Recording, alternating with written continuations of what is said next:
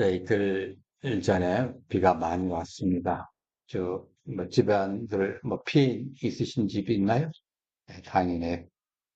뭐, 등산을 하려고 보니까, 도봉산, 그리고 북한산 전부 입산 금지, 개천가에도 못 나가게 다 줄 쳐놓고, 줄 막아놓고, 그렇게 했더라고요. 하여튼, 이렇게 큰 비가 오면 사람들이 걱정합니다. 우리보다 더 민감한 사람들이 이제 바다에 사시는 분들인데 그분들은 태풍이 오거나 그러면 아주 심각한 사태가 일어나죠. 우선 작은 바닷가 마을에 이제 방파제가 있고 등대가 있는 이제 그런 동네에서 그 등대가 그냥 수십 년 동안 밤마다 불을 밝혀주고 그래서 그 불로 말미암아 바다로 가는 배들이 암초를 피하고 어부들은 그 불빛을 보고 집으로 돌아오는 그런 등대의 역할을 한 곳이 있었습니다. 근데 아주 큰 태풍이 이제 올라오고 있다는 소식이 전해지면 기상청은 뭐라 합니까? 이번 태풍이 올라오고 있습니다 하고 대피하라고 경고방송을 내렸는데 아주 크기 때문에 이렇게 이게 경고방송을 내렸습니다. 이번 태풍은 평소와 다릅니다. 해안가 주민들은 즉시 대피하세요. 방파제를 뛰어넘는 파도가 예상됩니다. 즉시 대피하세요. 이번 태풍은 매우 위험합니다. 마을 방송도 하고, 이제 TV도 하고, 자꾸 이렇게 합니다. 경찰차도 이렇게 골목을 돌면서 이 얘기를 하고, 소방대원도 집집마다 물 두드리며 대피를 보냈습니다. 점점 시간이 가까우니까.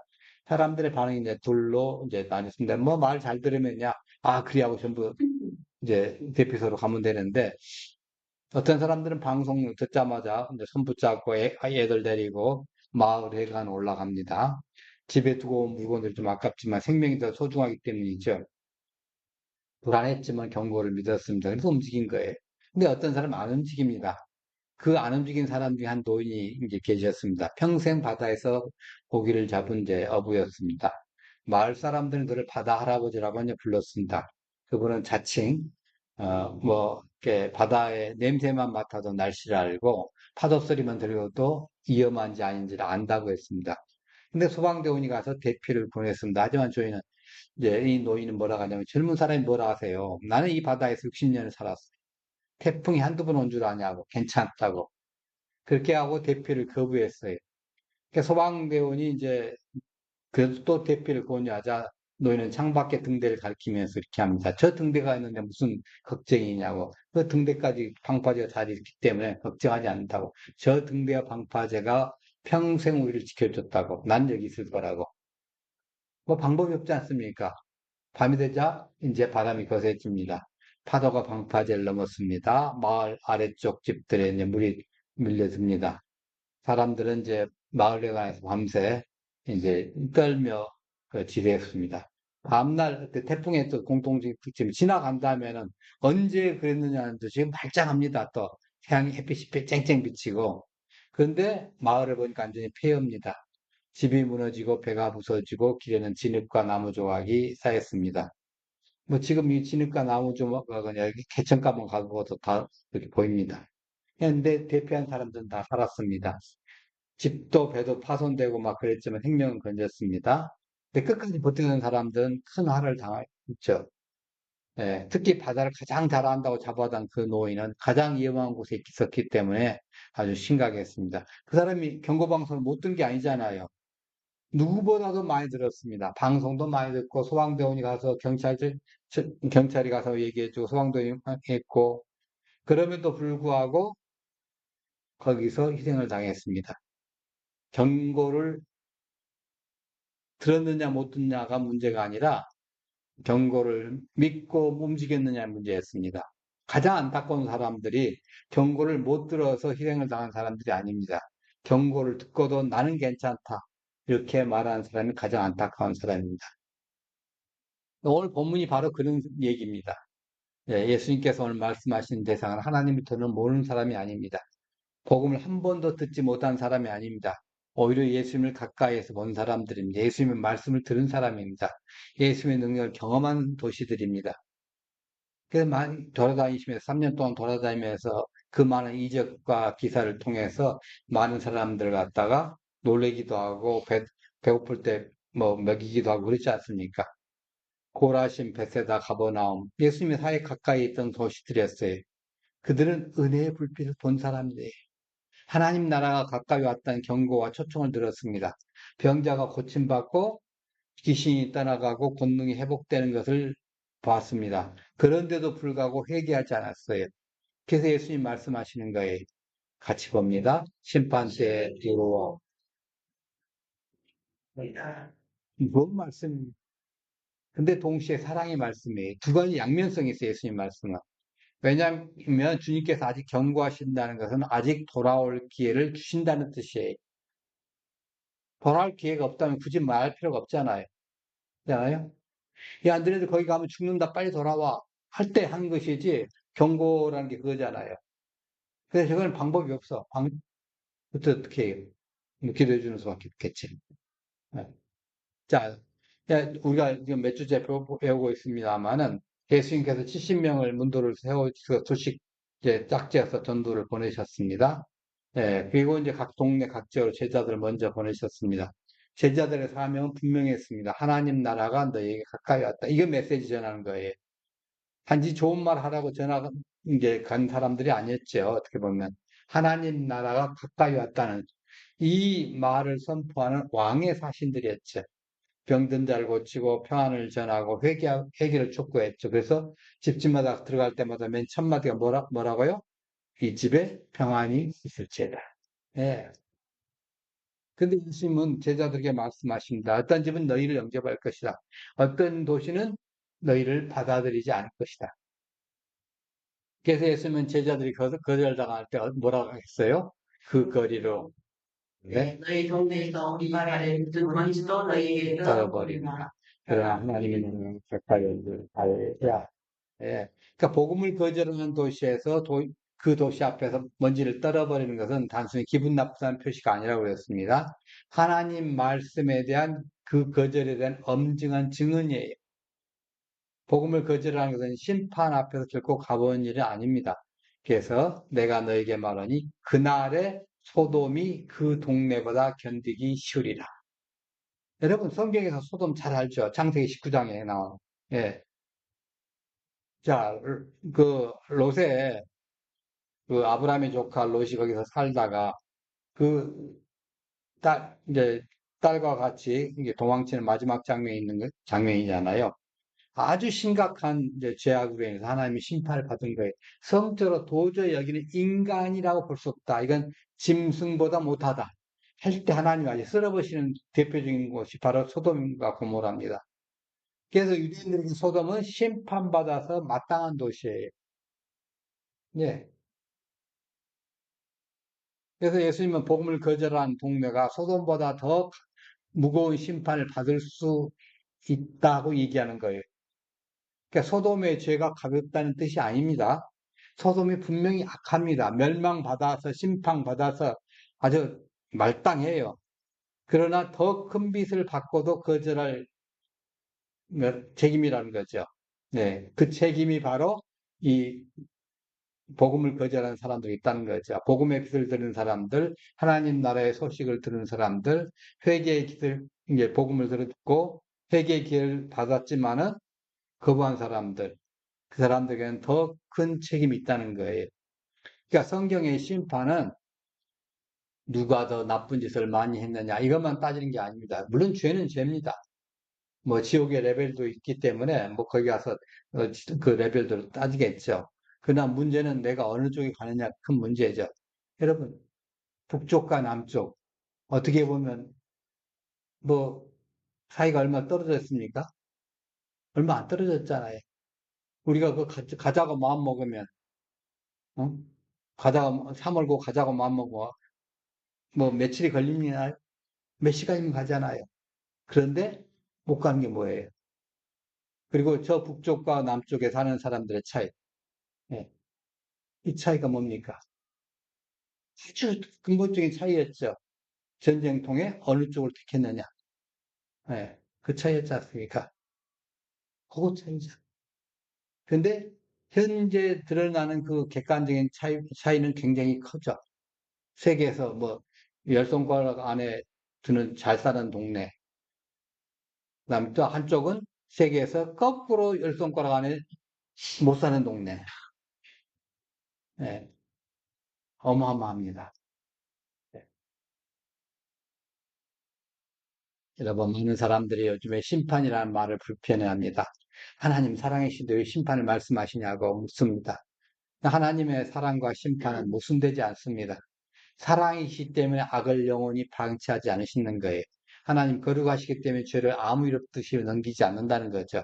하나님 의로우시기 때문에 마지막 날에 모든 것을 바로잡으십니다. 만일에 이 세상에 최종적인 심판이 없다 하면 억울한 자의 눈물은 어디서 위로를 받죠? 악인이 끝까지 웃고 끝난다 하면 하나님의 공의는 어디가 있냐고. 그래서 심판은 두려운 말씀이지만은 동시에 하나님의 의로우심을 드러내는 말씀이에요. 지금 이렇게 힘들지만은 그러나 하나님 마지막 날 심판하실 때 착하고 충성된 종하고 챙겨주실 거예요. 예수님은 심판을 말씀하시면서 우리를 멸망으로 밀어넣는 것이 아니라 멸망에서 건지기 위해서 경고하시는 거예요. 경고는 뭐예요? 사랑이에요.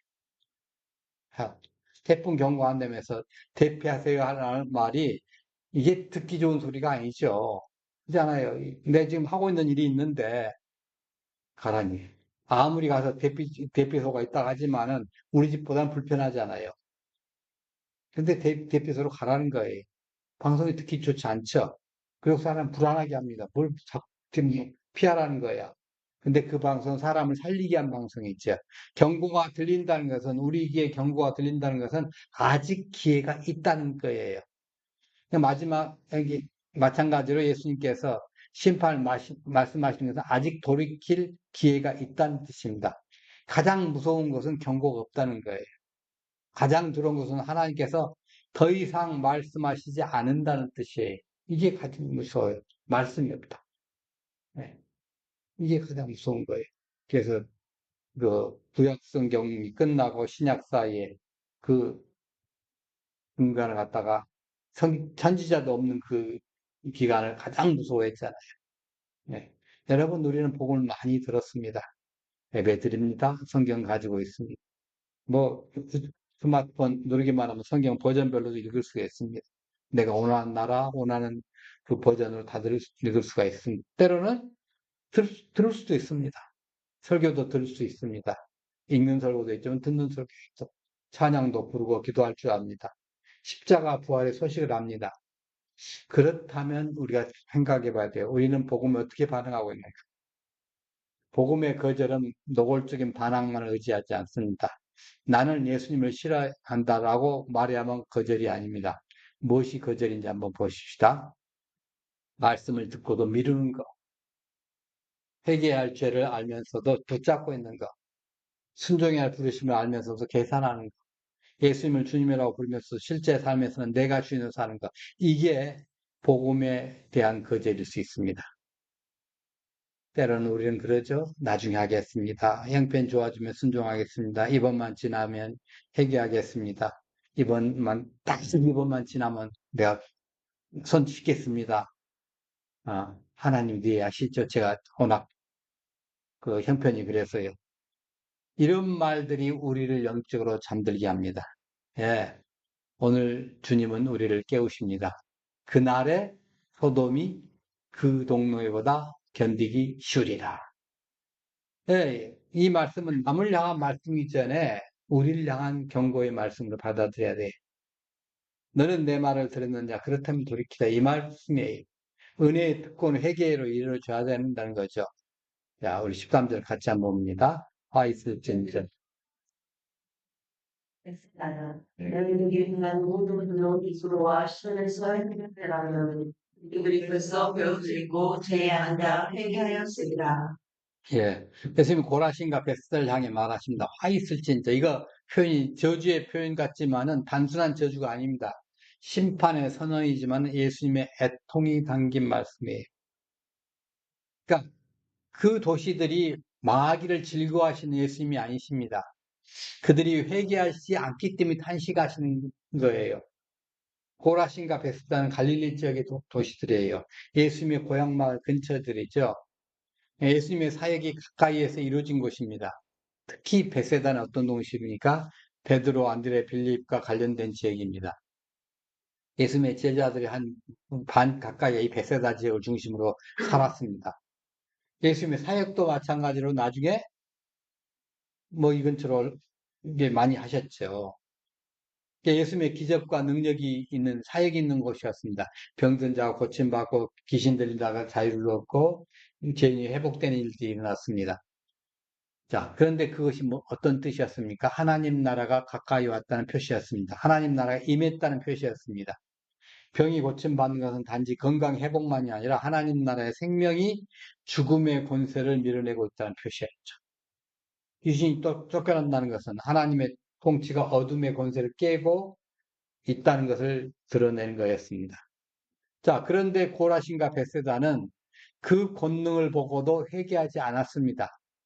기적을 보았느냐가 보다 더 중요한 것은 회개했느냐입니다.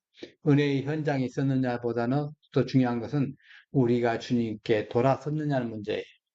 말씀을 많이 들었보다 중요한 것은 그 말씀 앞에서 우리가 겸허하게 받아들이도록 낮아졌느냐는 겁니다. 그러니까 두로와 시도는 이스라엘 북서쪽 해안에 있는 이방 도시입니다. 네, 이제 구약에서 두로와 시도는 부요함과 교만함과 우상 숭배의 상징입니다. 왜냐하면 해상 무역이라든가 이런 것이 이제 많이 있었기 때문이죠. 아무래도 해상 무역을 하면 다른 나라에 무역을 하면 이제 불을 쉽게 거머쥘 수가 있습니다. 여기서 싼 거 갖다가 저쪽 가서 비싸게 팔고 저쪽에 싼 거 갖다 이쪽에 비싸게 팔면 이거 아주 양쪽으로 짭짤하거든요. 그러니까 잘 살다 보니까 교만하고 근데 단점이 뭐예요? 바다를 통한 무역할 때 이게 조금 위험하잖아요. 그러니까 우상 열심히 생기는 거예요. 그 도시들이 부요와 교만과 우상 숭배의 상징이에요. 유대인들이 두로와 시돈을 볼 때 뭐라고 하냐면 하나님을 모르는 이방 도시다. 이렇게 이제 한 거예요. 기본적으로 이렇게 밝혀져 있어요. 하나님 모르는 이방 도시. 이렇게. 그 예수님께서는 뭐라고 하셨어요? 너희가 행한 권능을 두로와 시돈에서 행하였더라면 이 이게 누구한테 하는 소리예요? 지금 베세다 사람들한테, 예, 가버나움 사람들한테 하는 사람들이에요. 그러니까 내가 여기에서 이 갈릴리 지역에 행했던 이 기적과 이 서와 이 말씀을 저쪽에 가가지고 이방 도시에 가서 전했다 하면 이미 진작에 가서 배옷 입고 제 앉아가지고 아주 회개하고 있었을 것이야.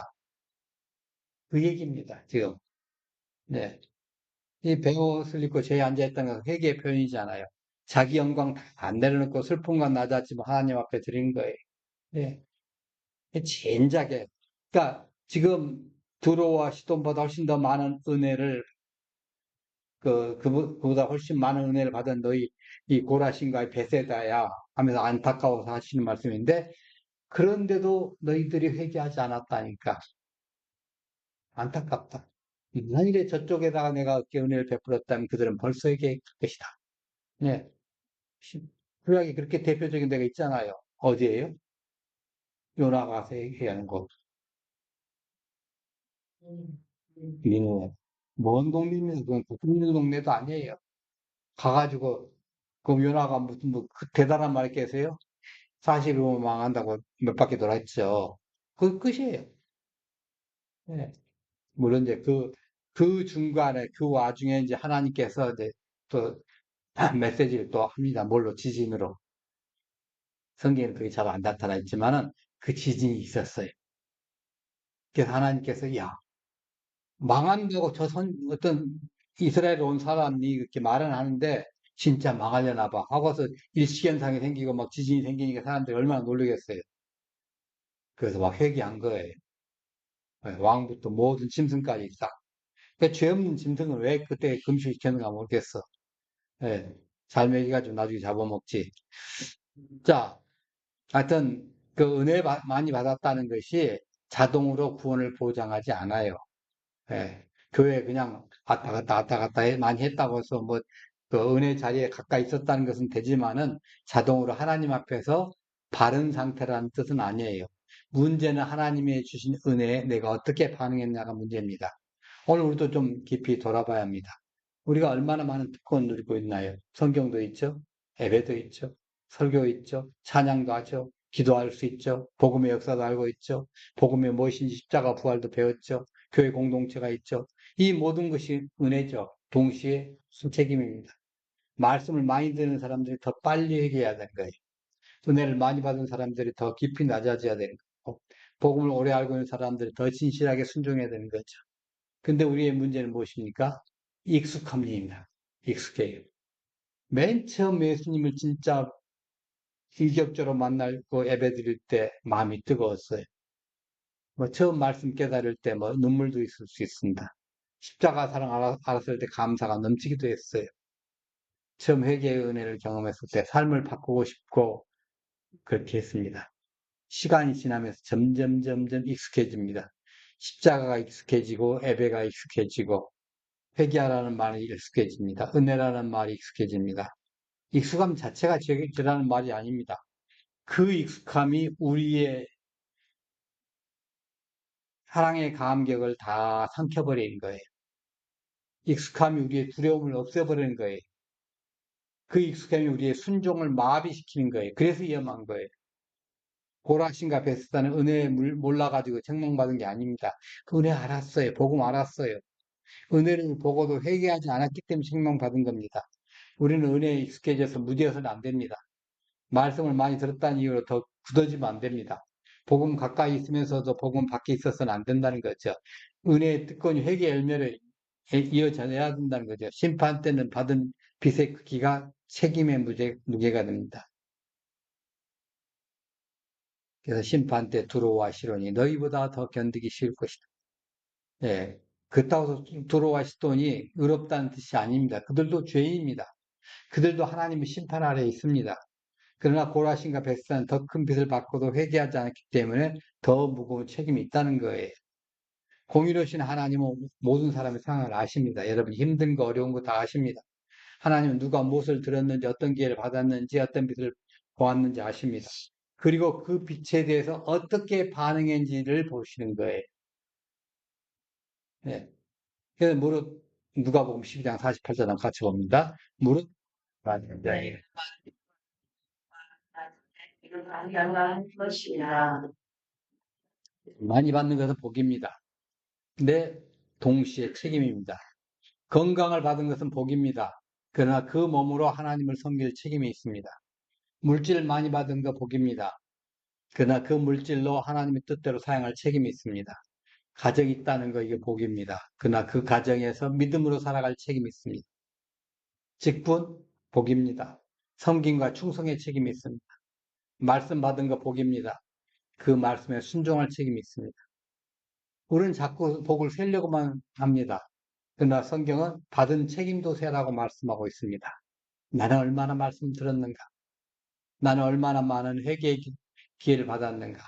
나는 얼마나 많은 예배 자리에 앉아 있는가? 나는 얼마나 많은 기도 응답을 경험했는가? 나는 얼마나 많은 은혜의 사람들 만났는가?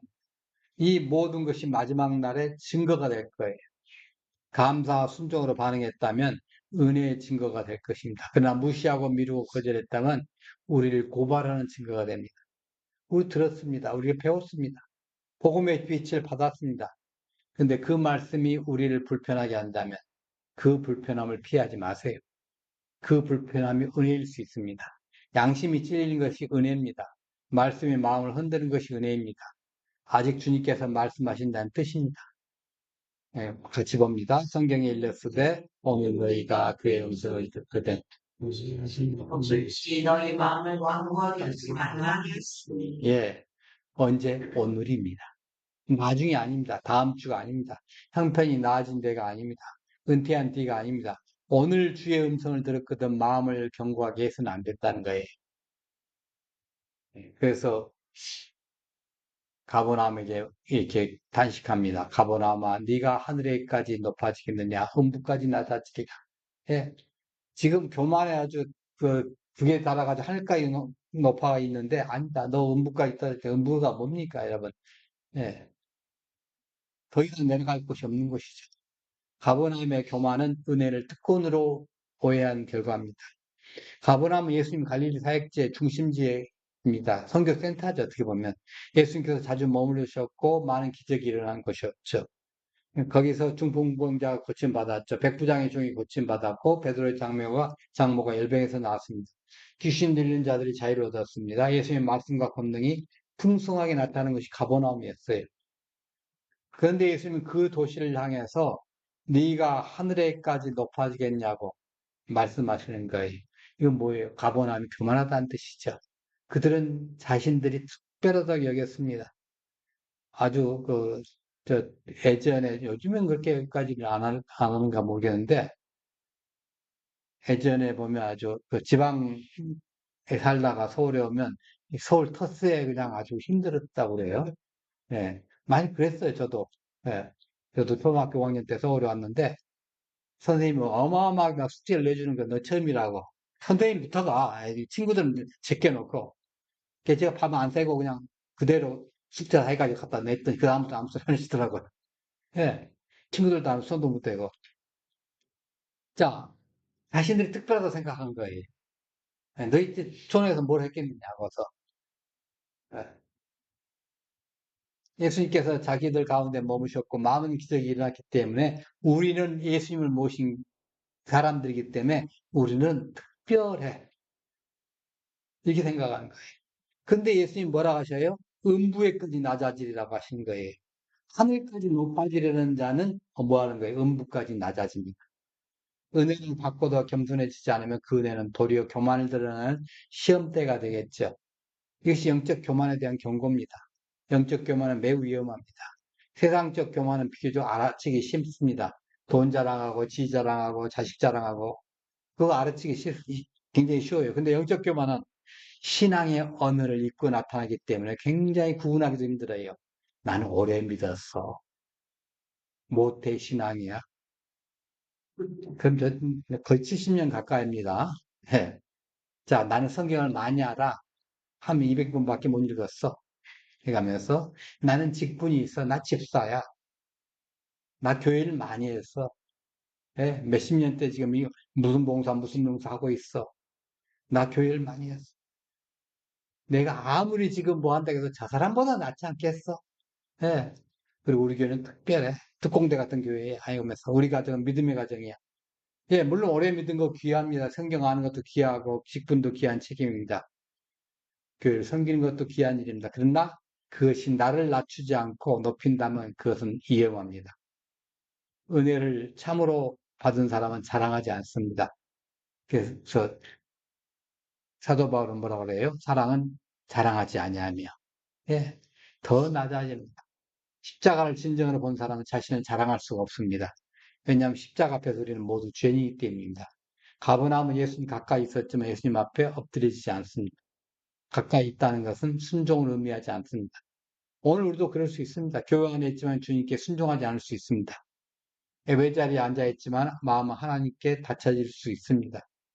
예, 저는 그런 사람들을 몇 사람 압니다. 억지로 끌려와가지고 앉아 있었어요. 마음이 닫혀 있으니까 엉덩이만 아파요. 성경을 알지만은 삶이 변하지 않습니다. 기도의 언어를 있지만 실제로 자기 뜻대로 살아요. 기도는 이렇게 해달라고 하고 엉뚱하게 다른 비슷한 거예요. 기도하는 반대로. 봉사는 하지만 사랑이 없을 수 있습니다. 점검해 봐야 돼요. 예. 사랑해 볼까요? 같이 읽어봅니다. 나는 은혜를 받을수록 더 겸손해진가? 알수록 더 순종하고 있는가? 나는 직분을 감당할수록 더 섬기는 사람이 있는가? 나는 예배를 드릴수록 더 회개하는 사람이 되는가? 이 가버나움의 길은 높아지는 길입니다. 십자가의 길은 낮아지는 길이고 주님 우리에게 말씀하셔요. 하늘에까지 높아지겠느냐? 낮아져라 회개해라 은혜 앞에 엎드려라. 예, 그렇게 얘기하십니다. 자, 16절 같이 봅니다. 너희의 마음 나는 또 나를 소홀히 것이요 나를 저버리는 자는 아버지의 길을 저버리는 것이라. 예, 본음을 받는 그 말씀을 듣는 것이 곧 그리스도를 듣는 것입니다. 예수님은 제자들에게 사역의 권위를 부여해 주셨죠. 제자들이 유대에서가 아닙니다. 제자들이 완전해서도 아닙니다. 연약합니다. 제자들 똑같아요. 그런데 그들은 예수님께 보냄을 받은 사람들입니다. 예수님께서 보내신 자들이 예수님 말씀을 바르게 전할 때 그 말을 듣는 것은 곧 예수님 말씀을 듣는 거지요.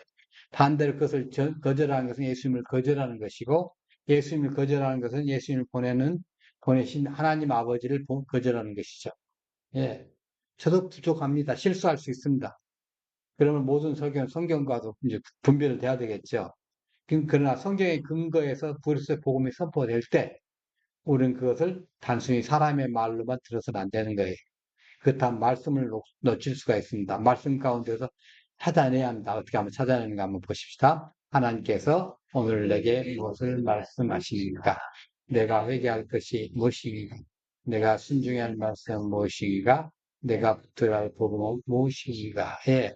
말씀을 듣는다는 단순히 소리로 듣는다는 것이 아닙니다. 성경에서 듣는다는 것은 믿고 순종까지 하는 것을 포함하는 말씀이에요. 부모가 자녀에게 너 내 말 들었지? 라고 단지 귀로만 들었다는 것을 물어본 게 아니에요. 그 말씀대로 하겠냐는 뜻이죠. 하나님께서 우리에게 묻습니다. 너 내 말 들었느냐? 이 말은 뭐예요? 즉 너는 내 말에 순종하겠느냐 이 말씀입니다.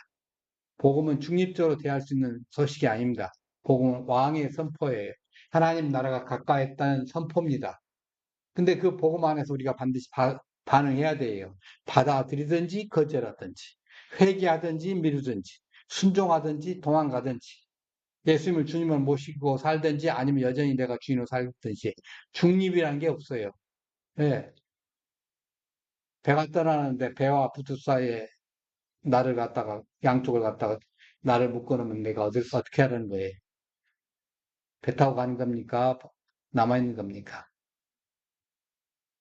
소돔보다 더 견디기 어렵다고 예수님 말씀하십니다. 두로와 시돈이 더 견디기 쉬울 거라고 합니다. 가버나움 음부에까지 낮아질 거라고 하십니다. 굉장히 무겁습니다. 그러나 이 말씀의 때문에 절망으로 끝나서는 안 됩니다. 이 말씀하신 예수님은 누군지 알아야 됩니다. 예수님은 심판을 말씀하신 분입니다. 동시에 우리를 심판에서 건지기 위해서 오신 분입니다. 회개하지 않는 도시들을 책망하셨습니다. 그러나 그들을 미워해서가 아니라 돌이키기를 원하셨어요. 그래서 결국 십자가로 가셨어요. 십자가에서 우리가 받아야 할 심판을 담당하셨습니다. 십자가에서 예수님은 죄의 저주를 짊어지셨습니다. 십자가에서 예수님은 하나님께 버림받는 자리까지 낮아지셨습니다. 십자가에서 예수님은 죄인을 살리기 위해서 자기 생명을 내주셨습니다. 그래서 오늘 심판의 말씀은 우리를 절망시키는 것이 아니라 십자가 앞으로 부르시는 겁니다. 이 심판 때 두로와 시돈이 우리보다 견디기 쉽다고 말씀하시는 것은 굉장히 두려운 말씀입니다. 그러나 우리가 회개하고 예수님께 나간다면 그 심판의 날은 멸망의 날이 아니라 어떤 날입니까? 구원의 날이 됩니다. 그리스도 안에 있는 자에게는 결코 정죄함이 없다고 우리는 믿고 그 실천해 왔습니다. 예수님의 십자가를 붙든 자의 심판을 두려워하며 도망하는 사람이 아니라 은혜 안에서 깨어 준비하는 사람입니다. 태풍이 근접할 때 바닷가 마을 사람들은 경고를 들었습니다. 그러나 모두 산 것은 아니었습니다. 들은 사람이 산 것이 아니라 듣고 움직인 사람이 살았습니다. 오늘 우리도 말씀을 듣습니다. 심판이 있다는 말씀을 들었습니다. 복음의 거절이 가볍지 않다는 말씀도 들었습니다. 은혜의 권을 회개를 위하여야 한다는 말씀을 들었습니다. 많이 받은 자에게 많이 오고 하신다는 말씀도 들었습니다. 예수님의 말씀은 듣는 것이 곧 하나님의 말씀을 대하는 일이라는 말씀도 들었습니다. 중요한 반응입니다. 여러분, 돌이켜야 합니다. 미루던 회개를 돌이켜야 돼. 붙잡고 있던 죄를 더 이상 붙잡지 말고 던져버려야 돼. 순종해야 된다는 그 말씀 앞에 더 이상 계산하지 말고 꾸물거리지 말고 순종해야 합니다. 예수님 가까이 있는 것을 만져가지 말고 예수님께 엎드리십시다. 은혜권으로만 엮이지 말고 회개 열매로 우리의 삶을 드러냅시다. 심판 때 두로와 시돈이 우리보다 견디기 쉬운 일이 없기를 바랍니다. 오히려 우리가 주님의 말씀 앞에 낮아지고 회개하고 믿음으로 예수 그리스도를 붙들어 마지막 날에 은혜 안에서 든든히 서는 그러한 성도 되기를 간절히 축원하옵나이다. 예.